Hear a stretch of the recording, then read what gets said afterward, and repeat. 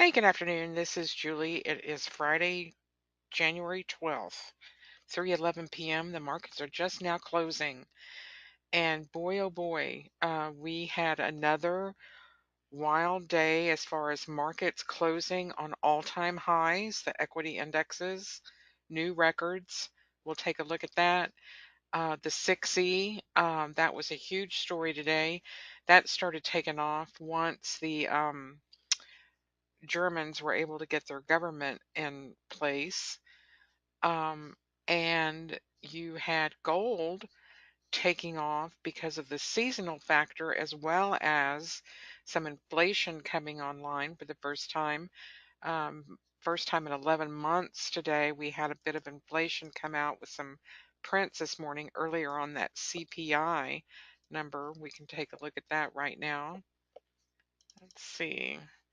This morning, the core inflation was 0.3%, and retail sales were in line with expectations. So we had some good prints this morning, and that spurred on some of these moves. Not much to the downside. This is the market analyzer.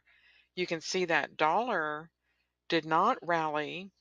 In fact, it fell off. It's been on that China fear. Um, they wildly exaggerate that China is going to be dumping the dollar and not buying treasuries.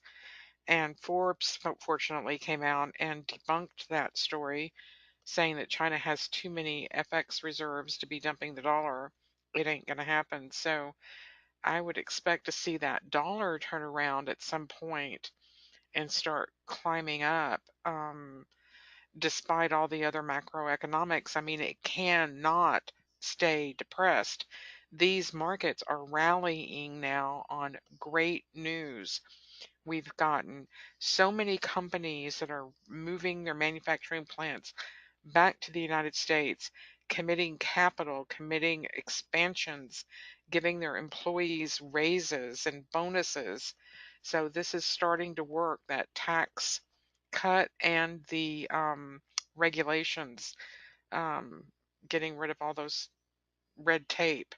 And it is the year of the business, let me tell you. The United States is open for business people, and you can see that um, spurring all kinds of markets on the global stage. All the emerging markets and European markets, and everybody is just rally, rally, rally. So I wouldn't worry about China dumping the dollar at this point. Um, so here is gold. Um, Again, it took off like a rocket. Um, can break down the trade. Here is at 7:30. That report came out, pulled back to the moving average, and then just came back for one last test. Didn't quite get down there, and then climbed up this afternoon, um, 9 o'clock, and then after lunch. So that was a great move. Let's take a look at the euro. That was a huge move, and again, that was off the German people being able to form a government. Actually, I forgot to, here we go. Oops.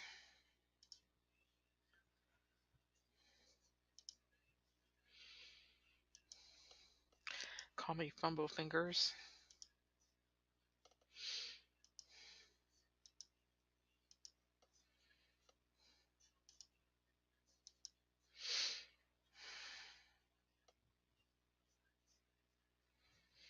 Okay, so here's the 6E. It really rocketed up after the news about the government being formed. It just took off. So I would expect this to continue Sunday night and Monday into next week. Um, Let's take a look at the Nasdaq, and I'm going to show you how these fibs come to play in these markets very, very well. I mean, to the tick. Wait till you see this.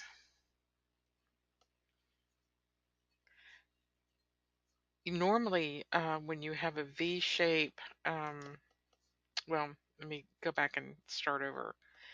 Here's our fib between the high and the low.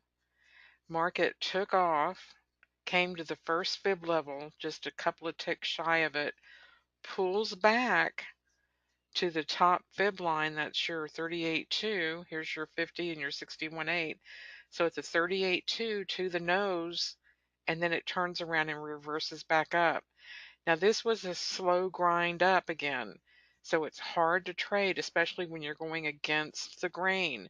You're at the bottom of the channel and you're turning around and you're going through the channel, bouncing off the top channel line and then just sort of meandering up. And when you have a um, V top, it's a bullish sign, but often when you get to resistance, it peters out. So this one punched through and then meandered up to the next fib level and then went sideways, pulled back, and then it closed on its high. So very good price action.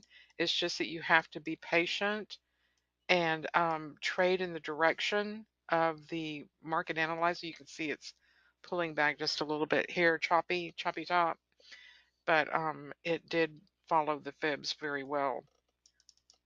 Again this week, the bonds pulled back on that China worry on Wednesday. They've since, let's look at the bonds. They have since rebounded and stabilized. So that was some fake news on that China dumping dollars and treasuries panic.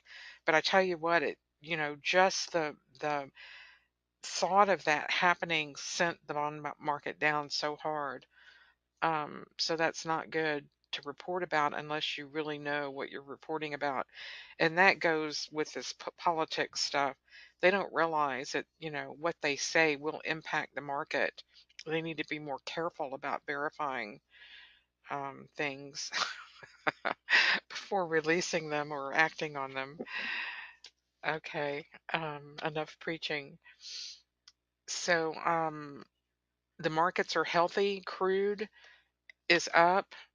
That's going to keep this inflation picture going forward.